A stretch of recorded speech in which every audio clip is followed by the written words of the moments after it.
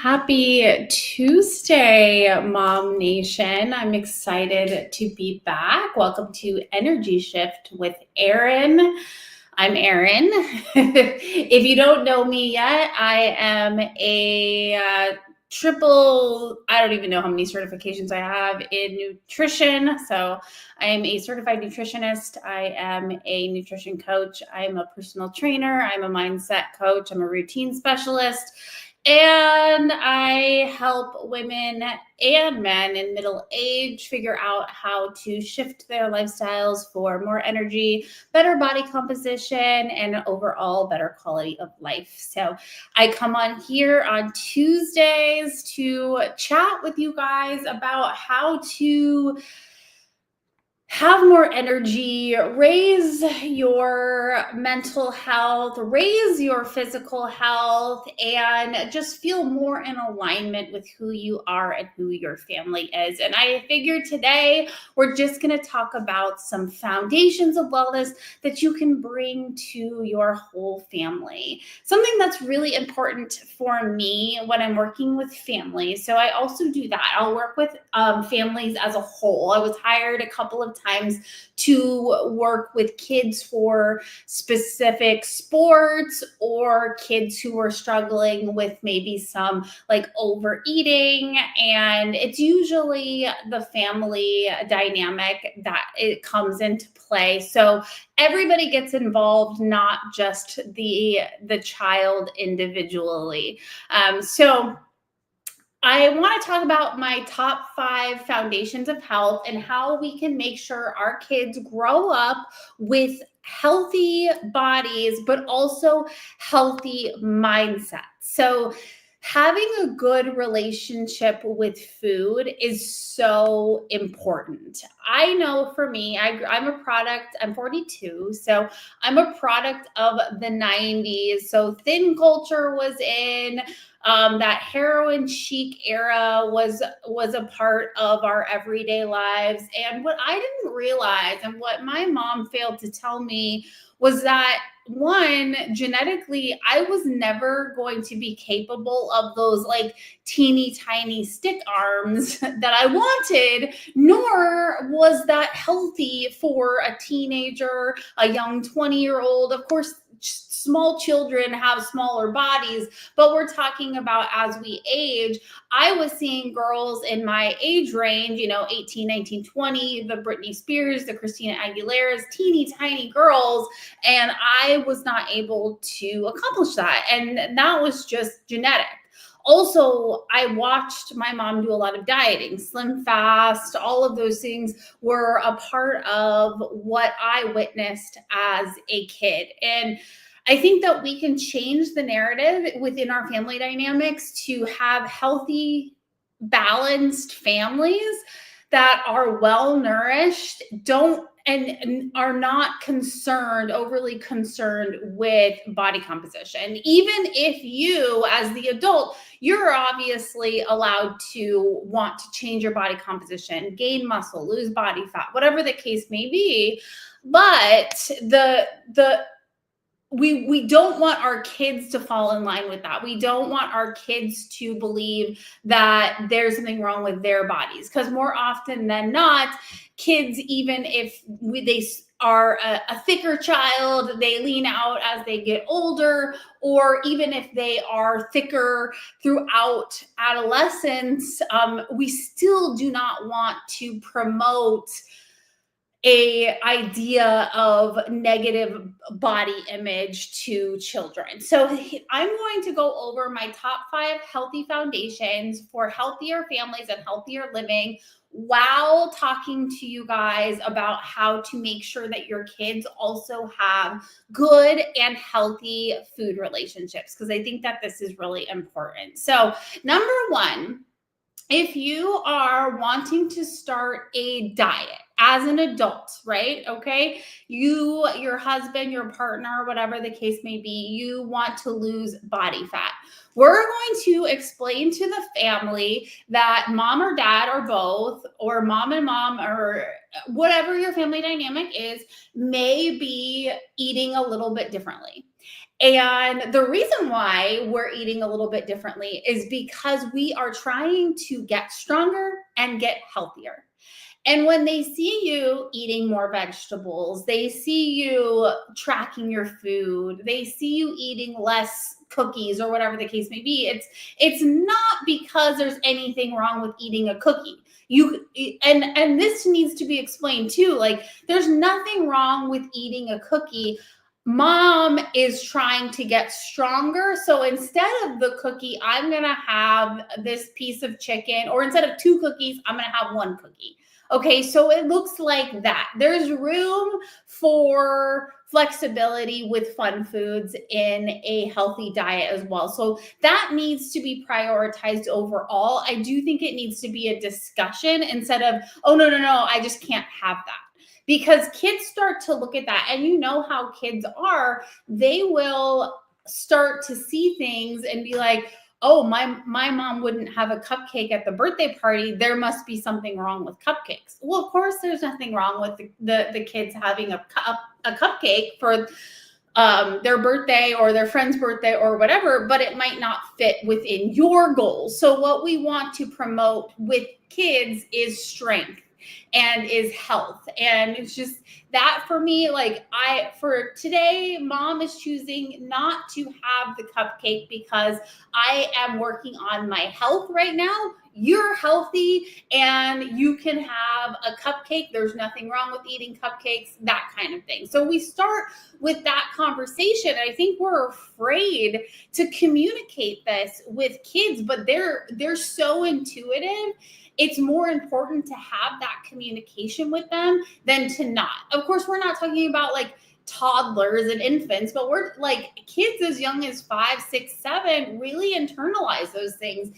And that's when we start to develop the way that we think and feel around coping mechanisms, food, all of that stuff at 7 years old. So if you are able to have the conversation, I'm working on my strength, I'm working on my health, I'm eating extra salad or extra chicken or extra turkey or whatever the case may be because I want muscles. And kids think muscles are really cool, and it changes the narrative from I'm trying to shrink myself to I'm trying to get stronger. And we love that. So we can, and then that might promote within them the idea that, yeah, maybe I should finish my chicken and then I still have my ice cream or dessert at the end of the meal.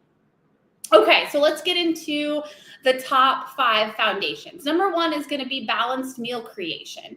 Understanding what balance looks like in your meal creation is highly important. So what we want to do with most meals, and we're talking like you can downsize this based on the kid and the size of the kid and the age of the kid, but I'm going to speak to adults because of course you're preparing the meals.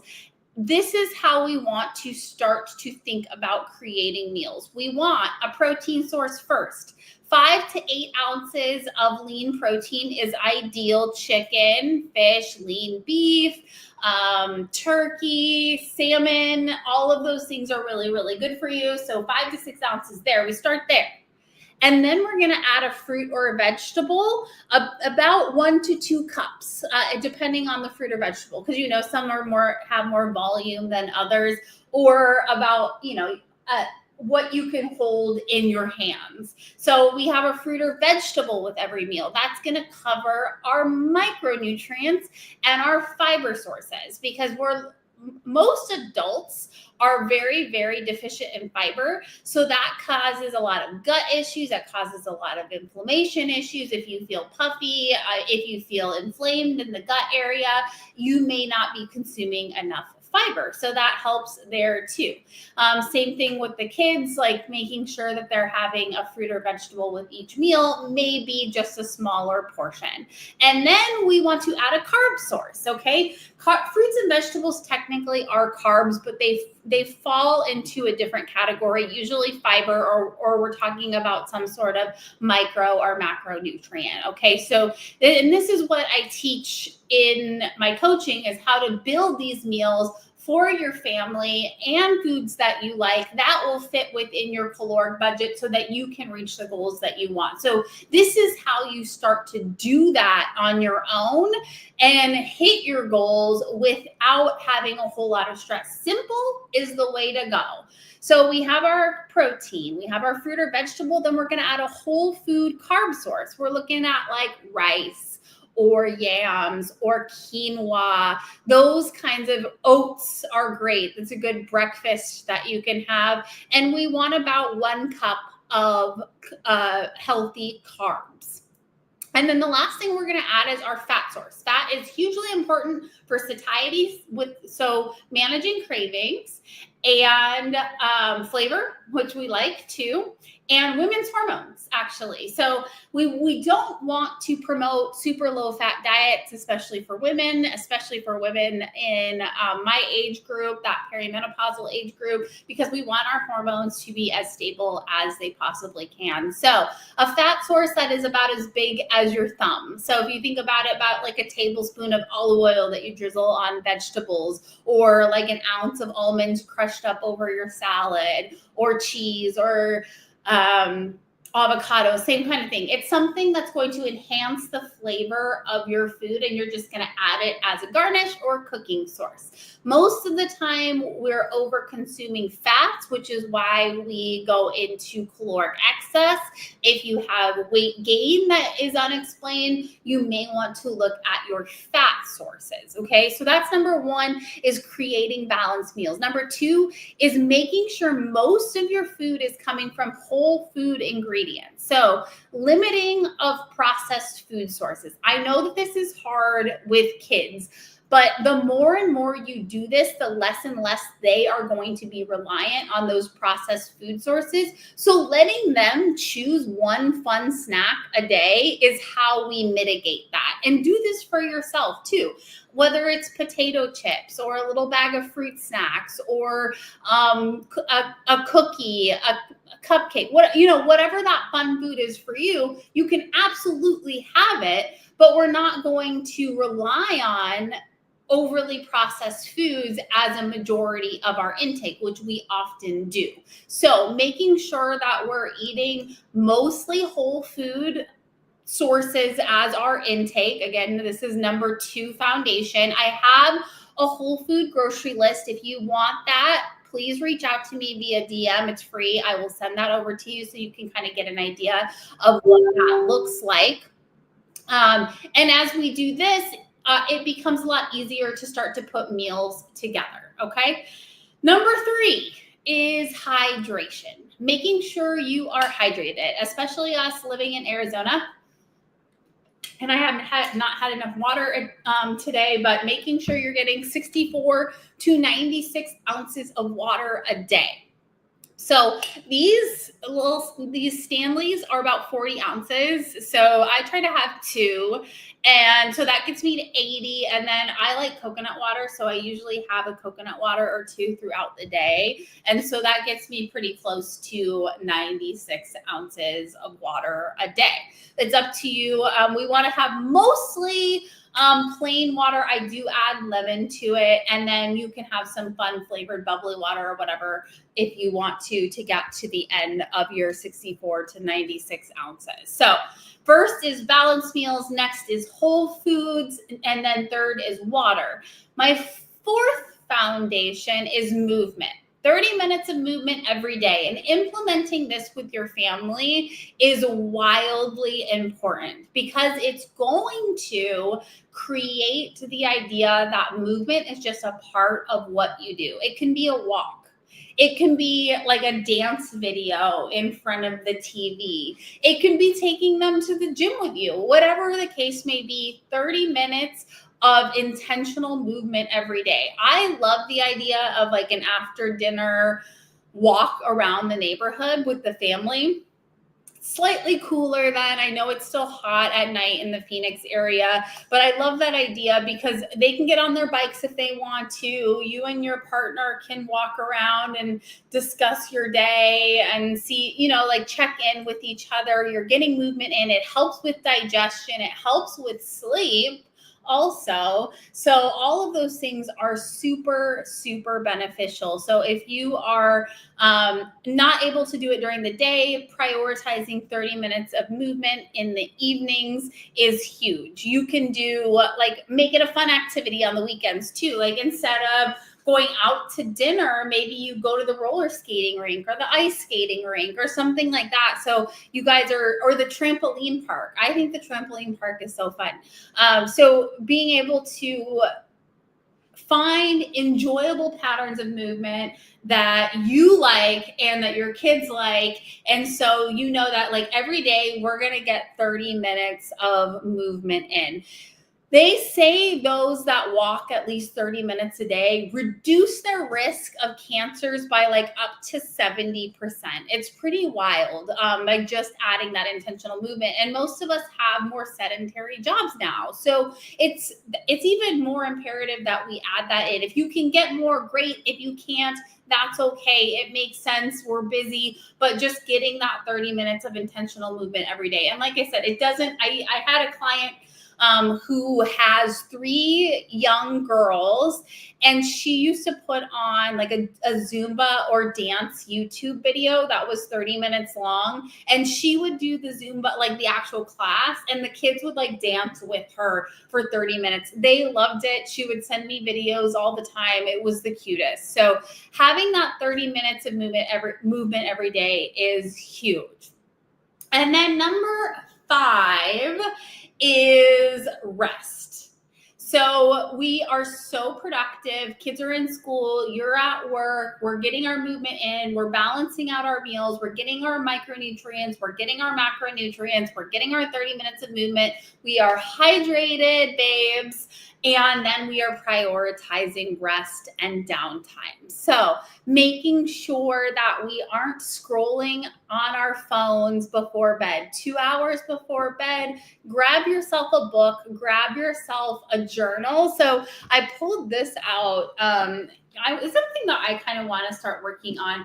It's a 60-second memory journal. So they have all these like little prompts in here, and Canva has these. So you don't have to buy them. You can like look up memory journals or journals and get some prompts, or you can even look it up online for free and spend the like last 15-20 minutes before bed.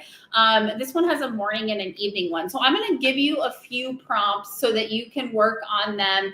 First thing in the morning, this one says, today I am looking forward to, and the nighttime prompt is, I am happy I accomplished. And that's it. It's as simple as that. And the next day is, I will make it a good day by. And then the nighttime, today I really enjoyed blank. So it gives you the opportunity to, 1, be grateful for your day, 2, wind down at night with something other than a screen. Things on social media are always wild, and they keep us engaged, and they keep our minds triggered, and they can affect our circadian rhythm. So that means that if you're having trouble sleeping, you might not be producing natural melatonin, which helps you to fall asleep easier, and these things will help. And then find yourself a good book. If you don't like this is supposed to take a minute. So this literally is a minute in the morning and a minute in the evening. If you like to journal for longer, you can totally do that too. But it doesn't have to be any longer than that, just something super simple before you go to bed. But put the screens away 2 hours before bed. And if you're watching a TV show or something like that, maybe some blue light blocking glasses, something along those lines that will help you to reduce the light exposure, because that will help your body to produce that natural melatonin to help you get some sleep. So I've talked about this before on some of my videos, is making sure that your kids understand that rest ethic is important, just as important as work ethic, that we deserve downtime, that we deserve playtime, and then we deserve fun time.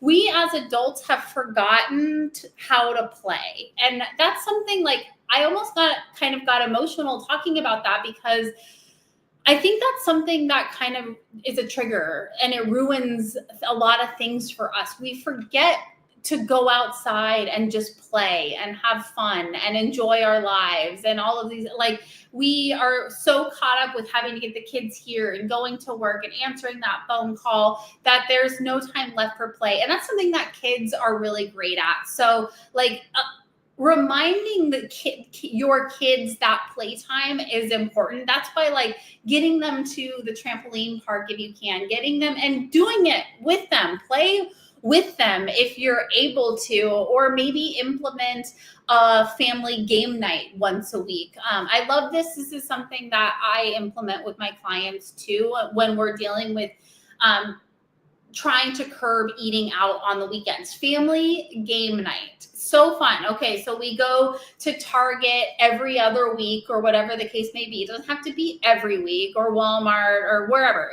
like Amazon. It doesn't matter. Wherever you shop, and pick out a new game.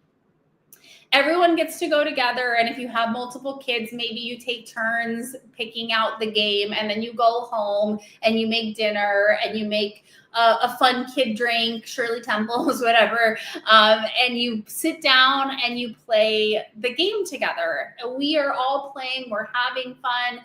We reminded ourselves that playtime is just as important as work time. And it keeps you young. It keeps them young. They will remember those game nights. My grandma, she made us play Scrabble. I think she probably could have let up a little bit on us because she wanted us to learn how to spell, and she wouldn't let us play 3-letter words. But she still was really great at implementing play.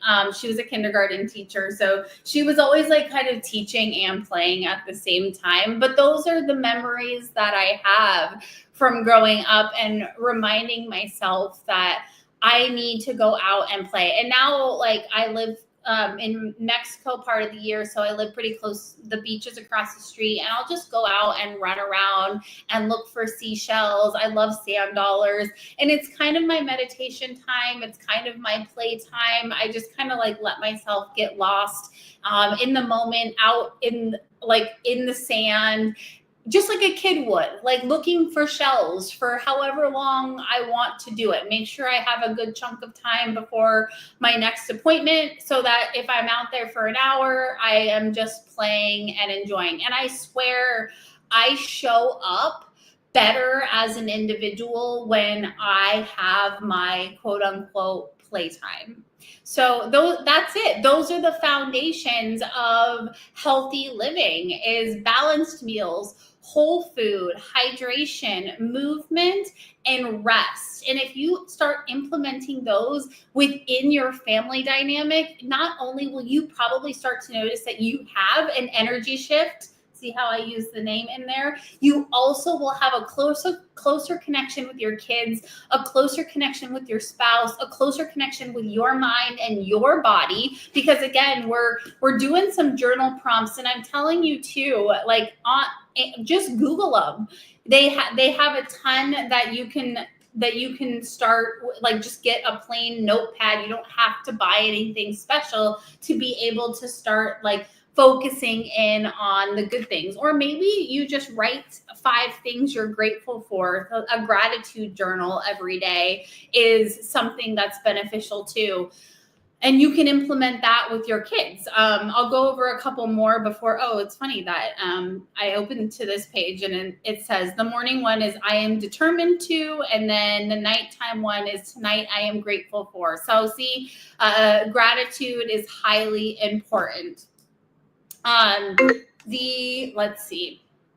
The next one is today I am looking forward to, and the night one is I'm happy I accomplished. And I think that we can be so wrapped up in bad or stressful things that happen, and we forget about what is a really cool thing that I accomplished today, and you remember that, and it kind of puts you to bed with ease and with the sense of accomplishment. And I think it's fun to bring up to the kids too. You put them into bed. It's what are you excited that you accomplished today?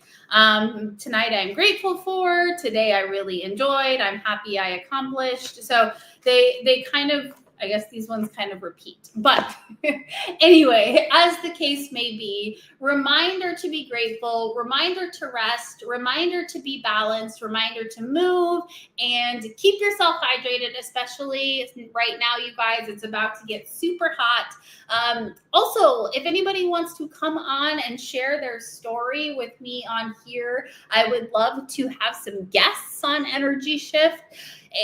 We could talk about your family. We can go over some different tips and tricks. If you are looking for some help with your own health and wellness, I would be more than happy to do that. Please shoot me a DM if you have ideas of what you want me to talk about on here. I would love to connect with more of you and just have conversations about what you're struggling with, where I can help you, how I can reconnect you with yourself, with your routine, with your health, with your energy, and with your family, and just make everybody's lives easier and happier and healthier. So that is all I have for you today. I hope you guys have the most fantastic week, and we will talk soon.